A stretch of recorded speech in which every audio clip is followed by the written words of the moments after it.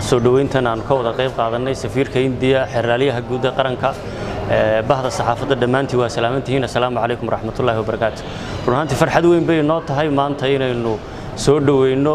76 maxbuus oo kamid ah qaybtii ugu dambeysay ee ah maxaabiistii Hindiya ee nagaga xidhnayd oo 120 ku simnaa saddex kamidna Allah u naxariistay ay dhinteen tan iyo intii xukuumadda nabad iyo nolol la dhisay madaxweynaha Jamhuuriyadda Federaalka Soomaaliya wuxuu nagu amray in aanu fulino amarkiisii ahaa in loo gurmado shacabweynaha Soomaaliyeed ee daafaha dunida ku tabaalaysan maxaabiista ku ah meelaha qaarna loogu haysto magafayaashu sida Liibiya oo dhawaanaynu qayb kamid ah ku guuleysanay inaynu soo guriyo celino waxaan xasuustaa tan iyo intii xukuumadda la dhisay dadaalkii dheeraa ee aanu galnay maxaabiista Hindiya oo ka horna xeraalyaha guud uu ka shaqeeyay intii xukuumadda la dhisayna aanu dardargelin cusub gelinay haday tahay heshiiskii isweydaarsiga maxaabiista oo la fagurkiisii iyo falanqeyntiisii aniga wasiirka arrimaha dibadda wasiirka cadaaladda xeraalyaha guud dhamaantayo intaan golaha wasiirada aan sixinin aanu ka shaqeynay loo gudbiyay golaha shacabka golaha wasiiradu meel mariyay dabadeedna noqday sharci heshiis ah ama oo laba dawladeed u dhaxeeya Hindiya iyo Soomaaliya suurtana geliyay inaynu procedure-kii habraaci sharciga ahaa marno qareenadii u doodayay haday tahay iyo hawsha oo safaaraddeena Hindiya ay waday dhamaanteen ku guuleysanay maanta in 41 hore inoogu yimaadaan 76na maanta aan halkan ku soo dhaweyn waa guul runtii waa maxaabiistii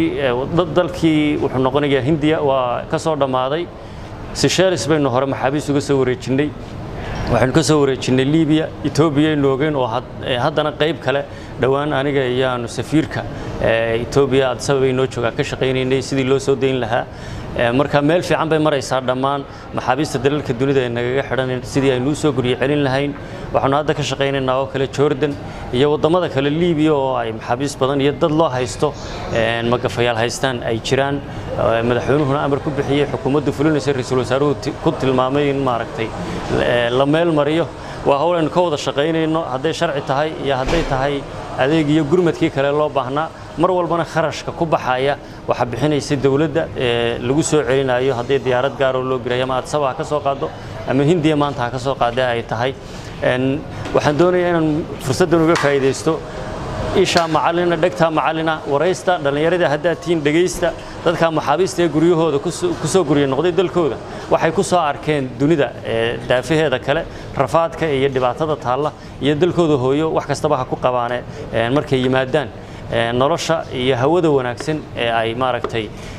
ay dareemayaan iyo xorriyadda ay dareemayaan iyo waajibka saaran qof walba in dalkiisa uu ka faa'iideeyo horumariyo tacab geliyo si uu si nabad ah ugu noolaado oo aanu isagoo tahriib ah ama saxariir iyo silic meel kale ku nool daafaha adduunka aanu haddana xabsi iyo sii dheeraanin waa guul weeye run ahaantii waa uga hambalyeynaya mas'uuliyiinta u socdaalay inay suurto geliyaan inay keenaan maxaabiistan iyo mas'uuliyiinta kale safiirka iyo howlwadeennada safaaradda Hindiya safarka dheer soo maray guriga keenay guriyahoodii ku soo celiyay caasimadda inoogu keenay maanta 76 maxbuus waa mahadsantihiin intaasaan ku soo gabagabeynaya